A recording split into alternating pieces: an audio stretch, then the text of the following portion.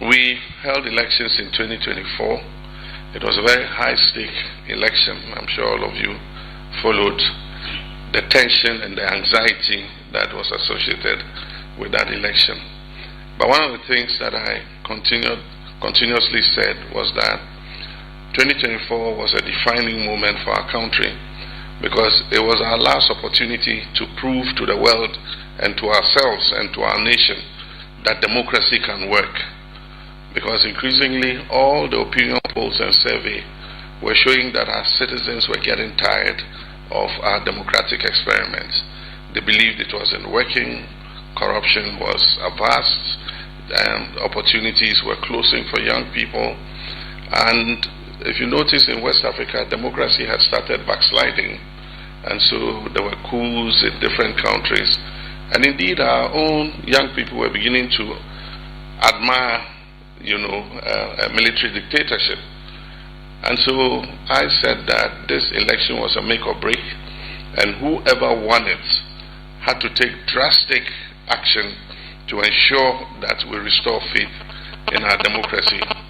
And so what I'm doing is not for myself, it's for our country, that we don't also fall into the same trap where we return to unconstitutional governance. I'm doing it for all of us. I'm doing it for the political elites.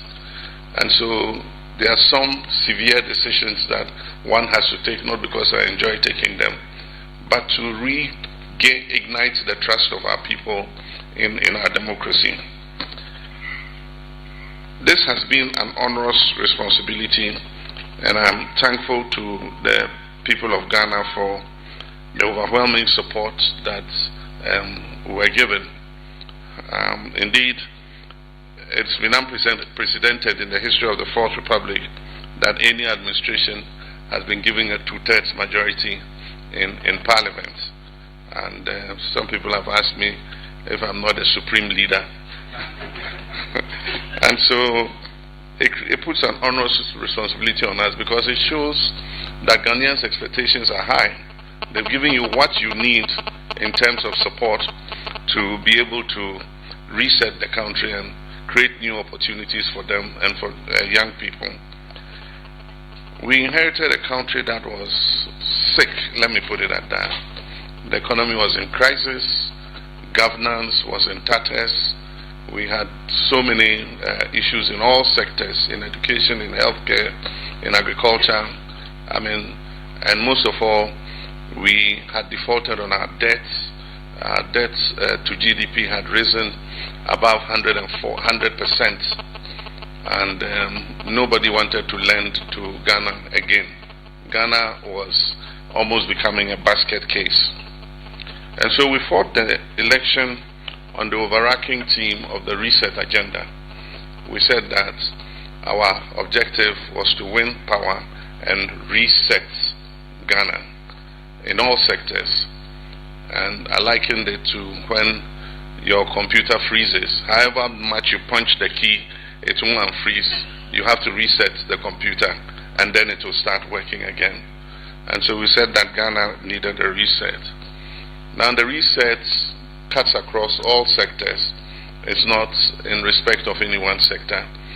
It has to do with governance and looking at our constitution again, and that's how come we promised that under governance we're going to set up a constitution review committee to review our constitution and make necessary amendments in order to make it a living constitution that can serve us for another 30 to 50 years. And so I ignited that process as soon as I came into office, and the committee finished its work, presented its report. We are just at the point of announcing the Constitution Review Implementation Committee that will start the process of implementing the Constitution. The other side under governance on the reset agenda was accountability. That is the fight against corruption. People who hold public trust must be accountable to the people. And a time was coming when there was such impunity in government. It was like people just went into politics and government to enrich themselves.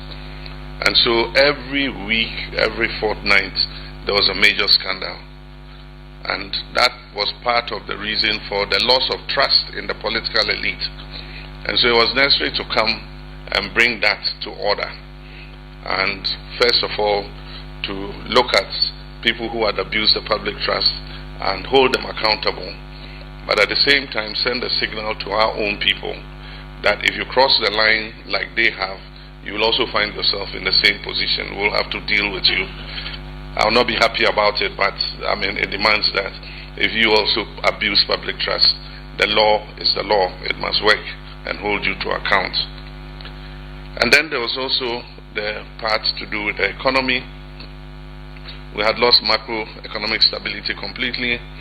We're in an IMF program. All the IMF indicators by the time we took office were off track, because the government had done its best to a certain point, and just before the election there was a $360 million that was supposed to be paid, and so they had met all the triggers. And as soon as the $360 million was paid, that's it. They didn't take any action. All the agreements with IMF, you have to do this, you have to do this. So we came in January and the program was completely off track. And so we had to call an emergency meeting and got our finance team and everybody to start working to try to put the program back on track before the IMF review mission in April. And so from January to April, that is what we were busy doing. There were some agreements that the government had entered into with IMF. We're going to pass this law, we're going to do this, we're going to do that, we're going to review electricity tariffs, we're going to do this. And so we had to look at all those things and take all those tough decisions in the early days, before April. Happily, when the mission came and did the review, we had managed to bring the program back on track. And so they gave us a positive mark for it, and the next tranche of the IMF support was released, and that gave a new lease of life to the economy. But we have made quite some good progress with the economy. I'll talk more about that. But under the reset agenda, another plank was agriculture for economic transformation, supporting farmers to produce more so that we could make food more affordable. And so we've launched several programs. Some of them are the ones you know, the Nkokon program, where we give a family, a household, 50 chickens. These are not day-old chicks. These are about 4-week-old. They call them pullets. And we give them pullets because in the early time, when you give them day-old chicks, if they don't look after them properly, they are sensitive, they can lose them. So we make sure that we look after them till they're about 4 weeks. When they are grown and robust, then we give to them. And all they need to do is to look after them for another 6 weeks. And we give them the food to feed the chickens for 6 weeks. And by 6 weeks, they've reached the weight where they are ready for the market. And so within 6 weeks, you sell 50 and you make your money. And you can register and take another 50, so that it brings an income into the household. But aside from the Nkokon Kite, there are other aspects, the vegetable program, and that has seen an increase in vegetables. There's also the promotion of commercial agriculture, that has seen an increase in grain production, maize, soya bean, and so many things. Indeed, we have to consider protecting our farmers now, because the prices have dropped so steeply that the farmers are beginning to complain that they are not able to recoup what they put into producing the food.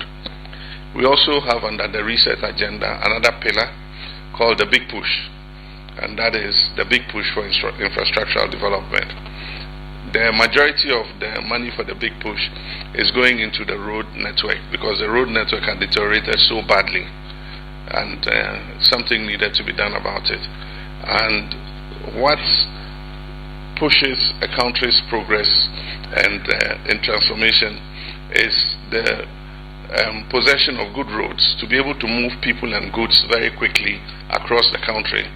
It is what catalyzes the growth of countries and their economies. And so there's no doubt that a big chunk of the big push money had to go into roads. But some of it is going into education, is going into agriculture. We're setting up the first 11 farmers service centers where we're going to bring tractors, combine harvesters, threshers, plows, harrows, trailers, everything. And we're going to put them in the food growing areas. And so the farmers can go there and seek the services of these equipment in order that they can expand their agriculture. We also have the Accelerated Export Development Program, which I chair personally. The council that is responsible for this, I am the chair, and we meet once every quarter to look at the export numbers and see how we're doing in terms of improved export.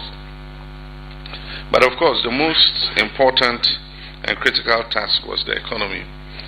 Happily, we had a good team at the Bank of Ghana, led by the governor, and we also had a good team at the Ministry of Finance, led by the Honorable Ato Forsen.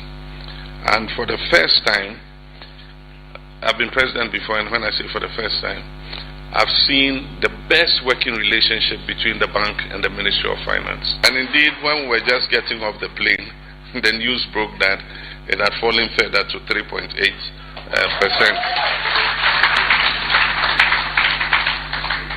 But indeed, the wonder of this economic turnaround is some guy called the CD. He has been beaten and battered over the years, and he surprised everybody in 2025 with an astounding performance. Began with a 47% appreciation against the dollar, but ended the year at 32% appreciation overall. And it's the first time really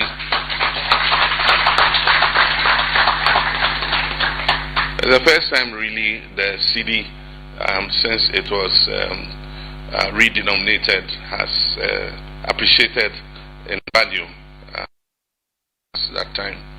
And it has been through very hard times. The CD has still struggled. This time we didn't lock the dollar, but the CD itself has punched the dollar and subdued it. And it's created an improved situation in the economy. The economy is more stable, it's more predictable, available to investors and to manufacturers and producers. And so it's created a conducive environment for investment. The foreign direct investment figures are not yet out, but in 2024, I think that it was 700 million. Preliminary information I have is that by the time they finish calculating for 2025, we'll be pushing almost 2 billion in foreign direct investments. And that's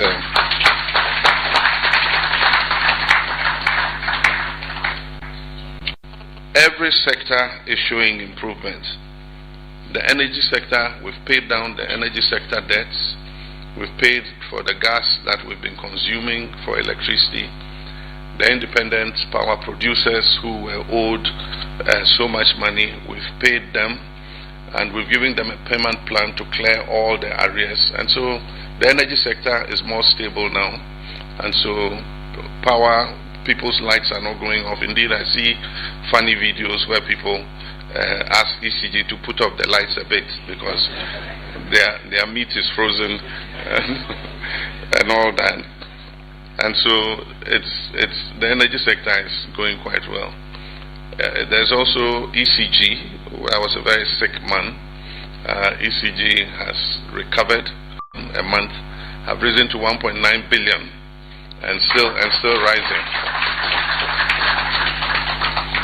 Miracles continue to happen. Thermal oil refinery, several of the inure to the benefit of our country. Of course, the price of crude oil has dipped, and that is partly contributing for the better prices that we're getting. And then also the CD appreciation has also contributed to that. State-owned enterprises are turning around and making profits instead of losses. We are asking all of them.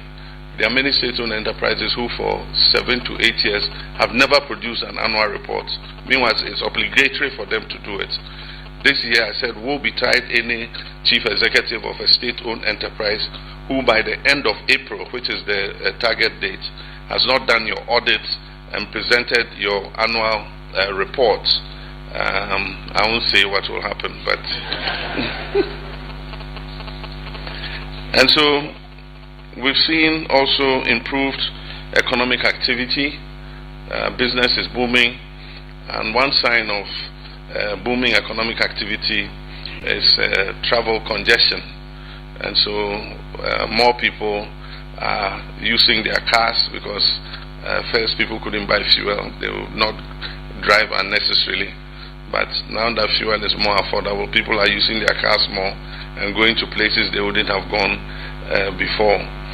And then apart from that, once business is booming, people want to go around and be able to chase opportunities and all that. And so we need to see how to expand the road network, find alternative routes and all that in order that we ease the congestion.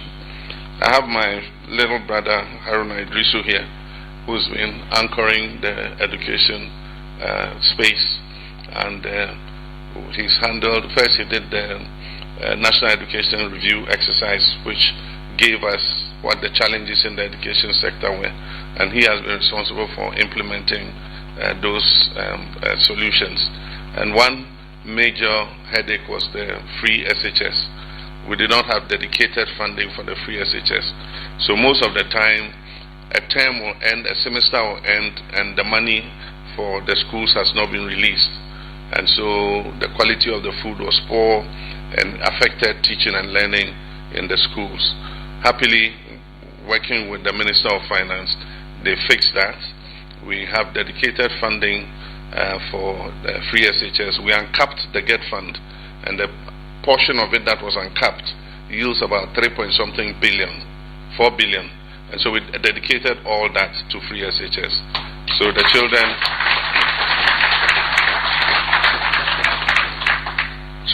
are getting better food. I don't hear many complaints about quality of food again. We're expanding infrastructure in the schools so that we can take in more children. We're improving. We have 3 categories of SHS. We have category A, category B, and category C. Everybody wants his child to go to a category A school. If not, then a category B. And normally nobody wants the category C. And so we are going to start investing from this year to improve the category C schools to category B, and improve the category B schools to category A, so that children can get a fair opportunity to be able to learn. And so that is also improving things. The basic school level has been neglected. The previous government focused just on SHS because it was their flagship program, free SHS. So you go to many schools and they had no textbooks, no school furniture. Children were sitting on the floor and learning. This year we're going to provide 2 million pieces of school furniture. We want by 2028.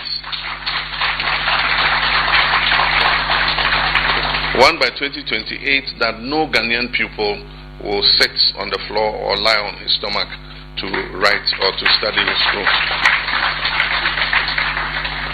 And so, I mean, I can't talk about every sector, but in healthcare, we have the Ghana Medical Trust Fund, otherwise called Mahama Cares, which is supposed to cater for non-communicable diseases.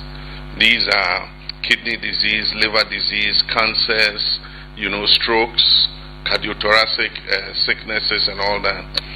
These are very expensive to diagnose and treat.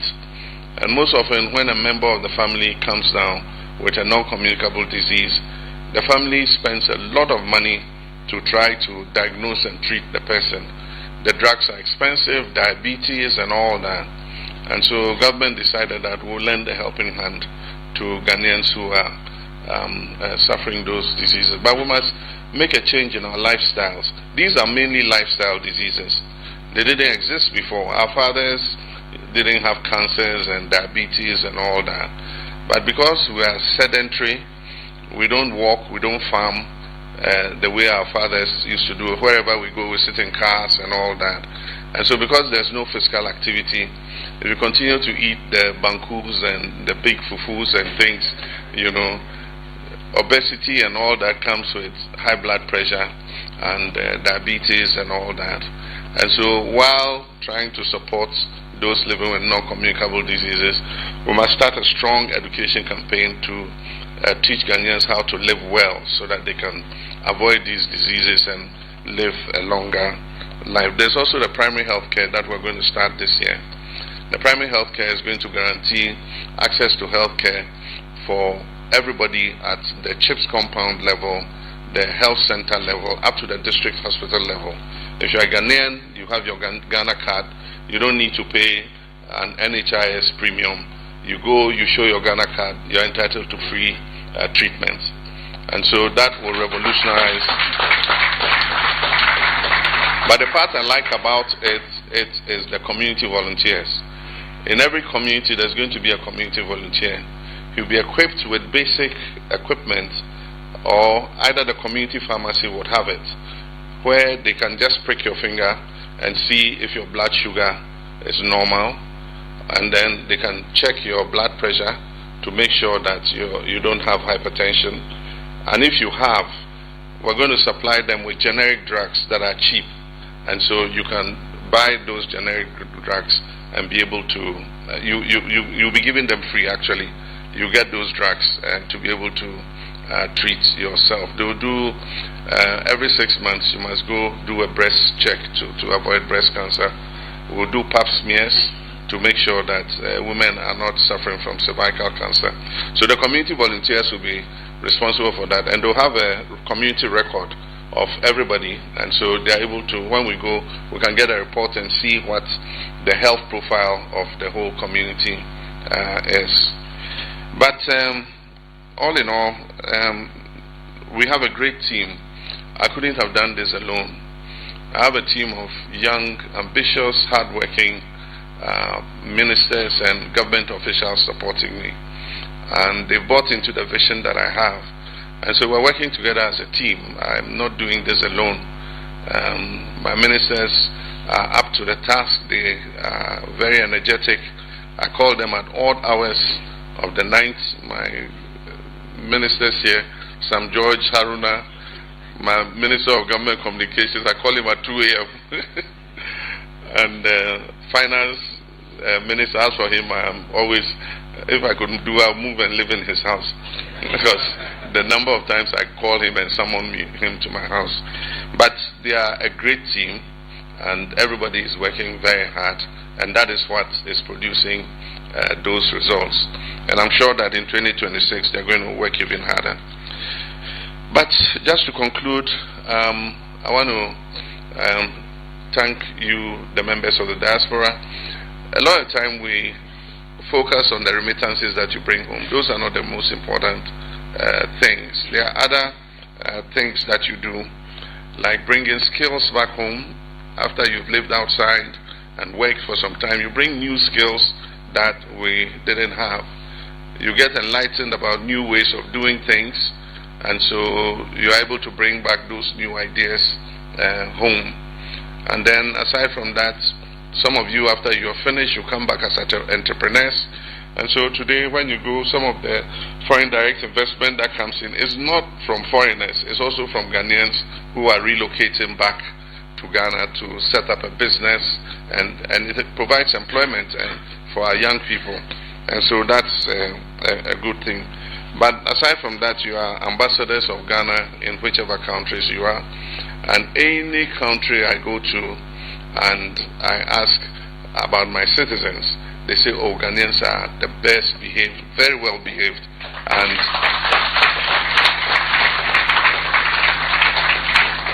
And the news here in Zambia is the same. They say Ghanaians don't go get into trouble, and they are all very well behaved. And so I want to thank you for that. Tomorrow is the key day. We'll visit the burial grounds to pay our respect to the past president. But the main business will be the bilaterals that we're going to have with President Hakainde and his team. And as the foreign minister said, we're going to sign 8 memorandums of understanding. And one of those memorandums of understanding is the waiver of visas between Ghana and Zambia. And so Ghanaians will be able to travel without visa to come to Zambia, and Zambians can also travel to Ghana. They don't need a visa to come to Ghana. But probably the highlight is my address to Parliament. One of the honors that any democracy can do you is when you visit to give you the honor of addressing their Parliament.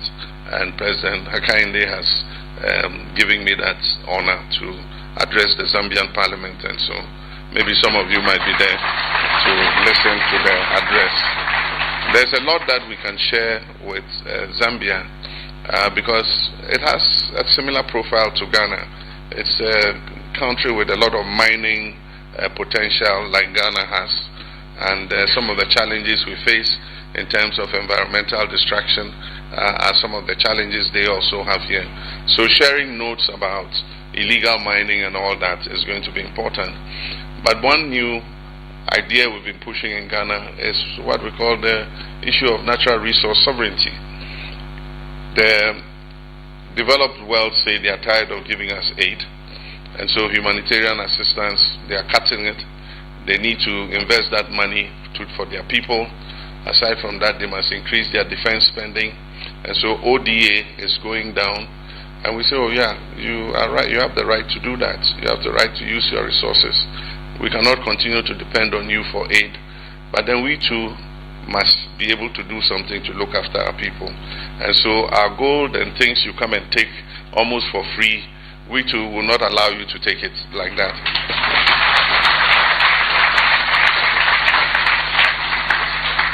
And so one of the first things we did, our most abundant mineral wealth is gold. And then after that you have manganese and bauxite and all of it. And so when we came, it was virtually a free-for-all. The small-scale mining sector was producing 63 tons of gold per year, 63 tons. And out of the 63 tons, the money that was repatriated in dollars back to Ghana was accounted for by 40 tons. And so it meant that the forex generated by 23 tons never ever came back to our country. When we established the gold board and put in the new regulations, the production from the small scale sector jumped from 63 tons to 104 tons in 10 months. Because the gold board was established in April. And so April will be 1 year since we established the gold board. But in 10 months, gold exports from the small scale sector has jumped from 63 tons to 104 tons. And the good thing is 100% of the forex for 104 tons has returned to Ghana through the Bank of Ghana. And as you've heard, in 10 months alone, $10 billion have come into the Bank of Ghana from our gold exports from the small-scale mining sector. And that is why there's more foreign exchange available. And so people have found that hoarding foreign exchange or hedging foreign exchange is not necessary because the dollars are not going to go anywhere. We're generating enough dollars, and we'll generate even more because when the world is unpredictable, people hedge in gold. And as you must have heard, gold hit the $5,500 mark when presidents are throwing tariffs around as if they are sharing, a pancake. Then it creates instability in the world, and it makes Ghana laugh all the way to the bank. And so I don't say they should throw more tariffs, but we should take advantage of any opportunity. All the other minerals too, we're insisting that they be refined and value added before they're exported. So manganese, we're giving a target. We're going to stop raw manganese exports from Ghana. They must set up the plants to process the ore and produce the finished product. Bauxite is the same. For bauxite, there's already a ban on export of raw bauxite, but we're pushing it so that we can put up the refinery, produce the alumina, give the alumina to Valco to smelt, and then export the finished aluminium products. And so far so good. And I want to thank you for taking time off, for coming to meet me at the airport, but also for taking time off to come and meet with us here. Thank you so much. God bless you.